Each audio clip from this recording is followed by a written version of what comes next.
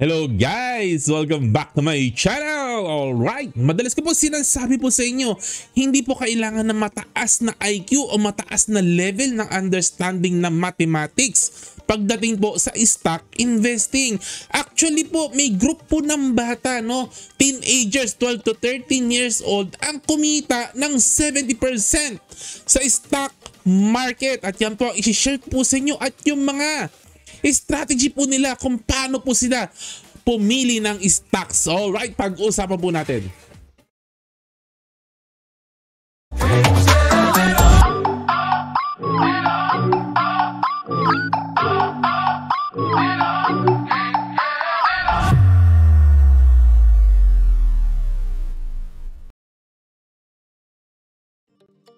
Welcome back! Ayan, how kids made 70% in the stock market. Madali lang pala. Okay, sa mga fan po ni Peter Lynch, malamang po narinig nyo na po ito, no? Kasi may relationship po yung istorya po na to kay Peter Lynch po, no? Well, anyways, start na po tayo sa kwento po natin. In 1990 sa Massachusetts po, no? Isang eskwelahan po, no? St. Agnes School in Arlington ang nagkaroon ng experiment. As part of their schoolwork, assignment lang yata ito, no? Or parang schoolwork lang po ito. 7th grader sa school po na ito, no, were asked to pick stocks for a model portfolio. At ang 7th grader po, kung hindi po ako nagkakamali sa US, 12 to 13 years old po ang edad po ng mga ito. So schoolwork po ito. Pinapili po sila ng stocks. Alright. In the following 2 years, the students' top stock picks produce a 70% gain while the S&P 500 gained 26% during the same period of time. So S&P 500, sa hindi po familiar sa US po, no? Ang S&P 500, yun po yung parang PSEI po nila. Yun po talaga ang index po nila, top 500 companies sa US. 26% lang ang na-return in 2 years. Yung pinili nitong mga bata, 70%, 3-folds po ang returns po na nakakuha po ng mga bata po na ito. Although hindi ko po sure kung talagang binili nila yung stock na to or parang virtual game lang po ang ginawa nila. Tinrack lang po nila at hindi binili. Tingin ko po dito, tinrack lang po nila, hindi po talaga nila binili, pero hindi ko po sure ang sagot po dito, no? Well, anyways, yung story po ang importante po dito. 15 stocks ang napili ng mga bata, no? Yung mga strong brands ang mga napili po talaga nila, no? Ito sila Walmart, Nike, Walt Disney, yan, mga ganyan, no? PepsiCo, ayan. At itong iba dito, hindi ko kilala. Si IBM, kilala ko po yan. So ito po yung ilan sa mga napili nila, no? Sa 15 stocks na portfolio na kanilang napili po, no? And ito po ang sabi ng teacher nila na tinuturuan sila paano pumili ng stock, no? Before my students can put any stock in the portfolio, bago sila pwedeng bumili, they have to explain exactly what the company does. Bago bumili, kailangan ma-explain nila ano ang ginagawa ng kumpanya. Kailangan ma-explain nila ano yung service o produkto na pinoprovide ng company na to. Pag hindi nila kaya ma-explain, hindi pwedeng ipasok sa portfolio, no? Buying what you know is one of our main theme. Ayun po, no? So parehas po sa mantra po talaga ni Warren Buffett, circle of competence, buy what you know. Yan talaga ang pinaka-importante. At lagi ko po sinasabi po sa inyong lahat, buy what you know. Wag pong bili ng bili kung sino-sino, kung ano-anong stock, no? Dahil lang nakita mo na gusto mo yung jump ng prices niya, sasakay ka na rin. Pero hindi mo alam anong ginagawa ng kumpanya. Wala kang kaalam-alam sa kumpanya, no? Alright, so pupunta na po tayo sa main topic po natin. Pasakalye lang po yun, introduction lang po yun. Mas importante ito po, ano po yung lesson na matututunan natin? Ano yung mga mantra po nila o yung guideline ng mga bata na to na natutunan nila at sinasabi nila palagi sa kanilang sarili pag sila ay nag-i-invest? Ito po talaga yung ginagamit nilang mantra or guideline. Ibibigay ko po sa inyo, ang listahan po na to, iisa-isahin po natin, no? Number 1, sabi po nila, a good company usually increases its dividend every year. Every year tumataas ang dividend ng isang magandang kumpanya. Ibig pong sabihin, no? In short po kasi, kapag nag-i-increase ang dividend ng isang company, ibig pong sabihin niya, no? Ang company na yan hindi stagnant, hindi rin declining. Kasi kung stagnant ka at declining ka, hindi mo kaya mag-increase ng dividends, no? Kasi ang ibig mo sabihin, no, hindi rin cyclical, no, at hindi rin something na a company na in financial trouble. Ibig mo sabihin, ang dinadali mong company po dito, yung mga companies na growing consistently, nag-grow pa rin po sila. Yun ang gusto mong hulihin po dito. Yan po yun eh. Kaya na-increase yung dividend year after year kasi nag-grow po yung company. Yan ang gusto po natin dalihin po, no? With some level of maturity kasi nakakapagbigay ng dividends, no? May maturity na po ang company po na to, no? Kasi may evidence, may cash flows po talaga ito. May revenues, may income, may cash flows. At andun, no? Nakakapagbigay ng dividends at nai-increase nila ang kanilang dividends, no? Number 2, ang sabi po dito, you can lose money in a very short time. Mabilis ka lang mawalan ng pera sa stock market. But it takes a long time to make money. Para ma-recover mo yung nawala sa'yo, matagal. Mabilis mawalan ng pera, matagal kumita.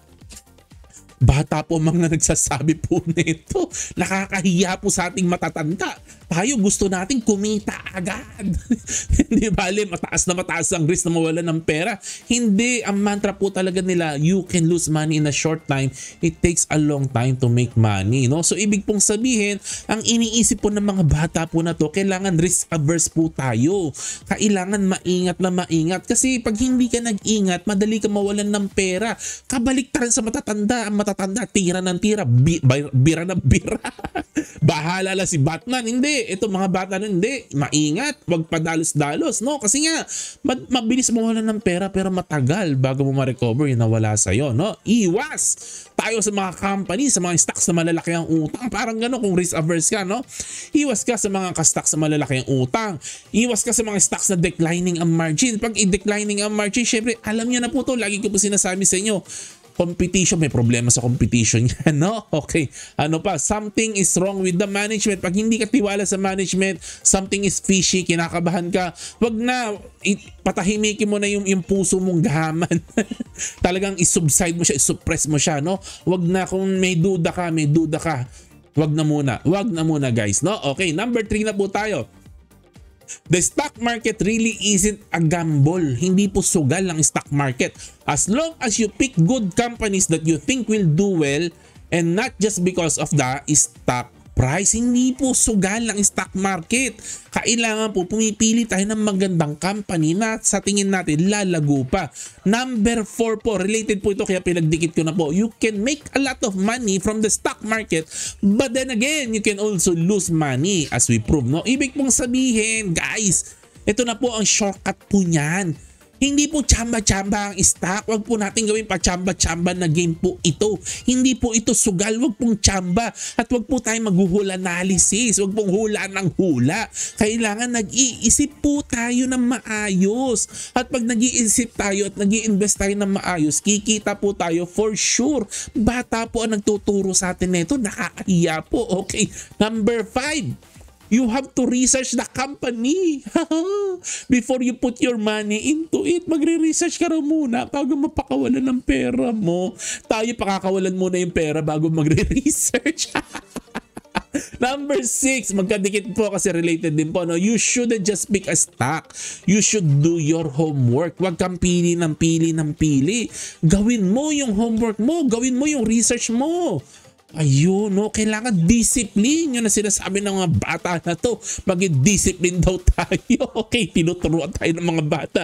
Maging discipline. Ibig mo sabihin, some notes lang ko lang po, no? Additional notes ko po dito, no? Huwag po natin gagayahin ng ibang tao yung ginagawa ng ibang tao. Huwag pong ganun. That is not doing your homework. Okay lang po na makinig po tayo sa mga tao, tingnan natin anong ginagawa nila. Pero at the end of the day, hindi po natin gagayahin. Kung nakikinig man tayo sa mga ibang tao, okay, nagbabasa tayo ng kung ano-ano, no? It's just a guide para may shortlist lang po tayo. Pero at the end po, sariling conviction po yan ng investing po. So ibig sabihin po, kanya-kanya po tayong basa ng annual report at kanya-kanya po tayong tingin ng data. Nag-a-analyze po tayo, sarili-sarili natin. Kanya-kanyang homework po tayo. Maliwanag po ba? Okay, alright. Number 7, when you invest in the stock market, you should always diversify. Alam niyo na po lahat ito, no? kailangan marami po tayong investment, no? Sabi po yata dito 10 to 15 yata ang target ng mga batang ito, no? And sabi dito number 8, you should invest in several stocks. Yun, diversify. Bakit? Because out of every 5 stocks, sa 5 bibilin mo raw, yung isa sobrang ganda, yung isa pangit, yung 3 okay lang. So yun, kaya kailangan daw po kalat, no? Ikakalat daw po natin, no? So kasi lahat po tayo pwede tayong magkamali. So for added protection, we should diversify. Sabi po ng mga bata, no? Okay, number 9. Never fall in love with the stock. Always have an open mind. Ay, wag po tayo masyadong bias. Kahit po gustong-gusto natin ang isang stock, open mind po pa rin po tayo. Always po i-check natin ng facts and data po. Wag pong puso ang gagamitin, no? At kung na-in love po tayo sa isang stocks po, halimbawa ngayon may mga bias opinion po ko, gusto ko sila Crown, gusto ko sila PPC, pero pag dumating po yung time na kinakausap na po tayo ng data o ng facts na mali na po tayo, kailangan po hindi po tayo in love sa stock natin, no? Pag nakita na po nating mali po tayo o nagre-reverse na po ang thesis po natin, kailangan po ready na rin po tayo sa kabilang action po nito. Kailangan po mag-trim na po tayo or mag-sell po tayo. Yun po ang ibig pong sabihin po neto. Number 10, buying stocks in utility companies is good. Uy, maganda daw pag utility. Utility po kasi gives you high dividend. Ayan, mga mature po kasi ang mga utility, pero po hindi po masyado nag-grow ang mga utility po. No, pang cash flow lang po yan. Ang sabi nga po dito sa baba, but you'll make money in growth stocks. Nasa growth stocks ang pera, wala po sa utility. Dividend investing is good, no? Yun po ang sinasabi ng mga bata po dito, no? Interpretation ko po ito, ha. Dividend investing is good, but the big money is in growth stocks. Ayun po, no?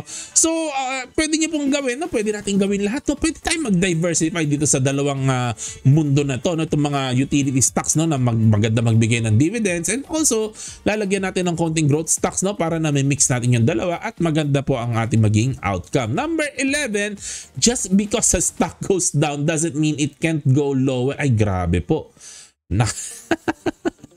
Ay, sobra po ito. Madalas ko po naririnig po ito sa napakaraming tao po, no?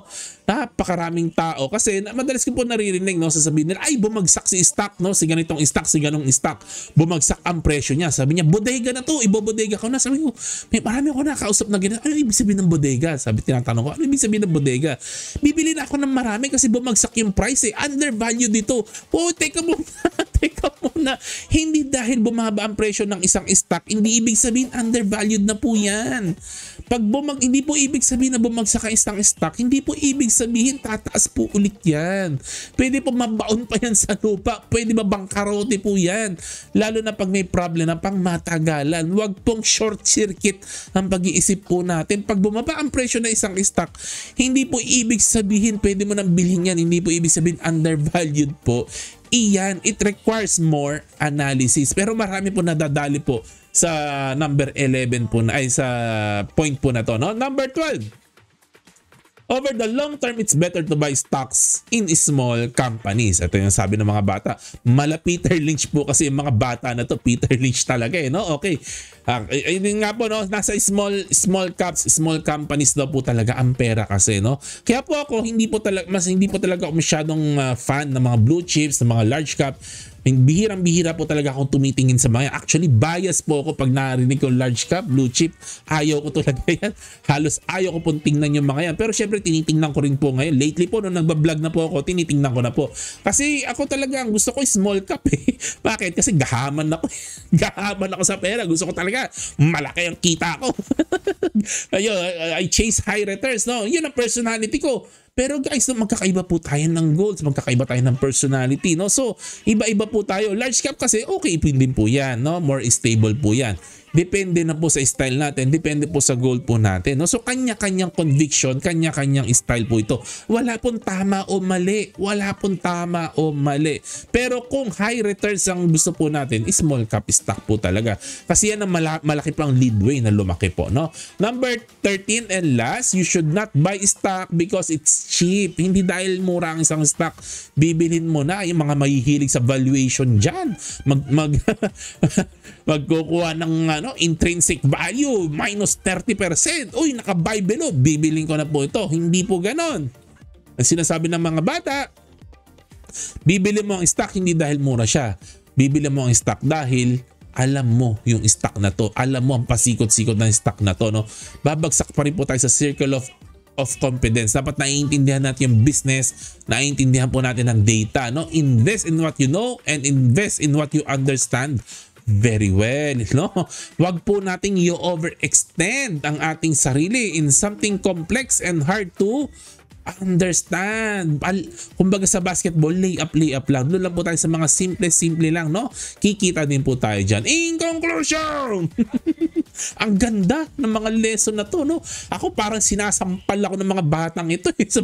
Narinig ko ng mga mantra nila kasi lahat nito, naging mistake ko yata lahat ng nilista nila dito. Naging mistake ko po lahat ito. Parang pinagsasampal nila ako lahat. Ang gagaling eh. Ang gagaling po talaga, no? So, ganito po kasi, no, ako, conviction ko po ito po ang aking paniniwala. Marami pong akong nababasa kasi, marami experiment po talaga nagsasabi na may edge po ang mga bata kaysa sa ating matatanda. Hindi po dahil mas mature tayo matatanda, may edge tayo lagi sa bata. May edge daw po ang mga bata over us. Ito ang aking interpretation, no? Kasi po, ang kids po are less emotional. Hindi po sila ganun ka-emotional po. So, ibig pong sabihin, mas kaya po nilang maging objective. Katulad po ng mga lesson po na ito. Mas nasusunod po nila ito kasi hindi nga po sila emotional. Hindi sila pabugso-bugso ng damdamin. Nakokontrol talaga nila ang kanilang puso. Kesa po sa ating matatanda. Kaya ito po, napili nila yung magagandang companies and na-achieve nila yung 70% return in 2 years. Ayun lang po, disclaimer lang po. This is just for general education and entertainment only. Ayan, no? Do your own research before making any financial or investing decision. Like, subscribe, share the notification bell. Kwentuhan po tayo sa comment section. Salamat po. To God be the glory. Happy investing. Bye-bye.